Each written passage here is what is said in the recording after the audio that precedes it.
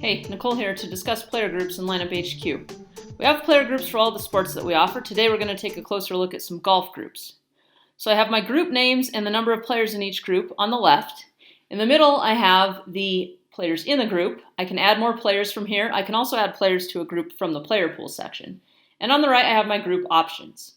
So all of these groups are going to apply to 100% of my lineups, with the exception of when I use a group order and a max group exposure, or I use a conditional player.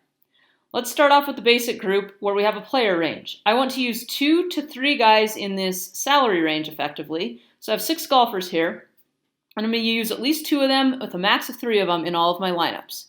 Then I'm going to set up another salary range, and I've got 4 golfers here, and I'm going to use exactly 1 of these guys.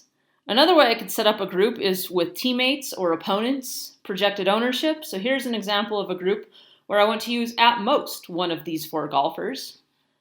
Next up we have conditional player groups. You can check the use conditional player box and pick any player, and then you have the option to use this group only in lineups that contain that player, or the inverse, use the group only in lineups that do not contain Dustin Johnson in this case. I've set it up for a range of 0 to 0.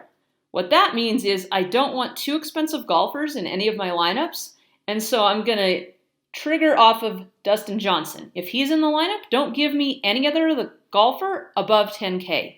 And then I did the same thing with Justin Thomas. I just swapped Dustin Johnson and Justin Thomas here, and I set it up again with a range of 0 to 0.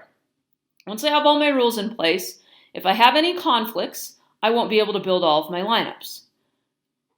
If I'm good, when I go to build my lineups, it'll apply all my rules, I'll get my lineups. Until next time, this has been Nicole Valencia for the Lineuphq 2-Minute Drill.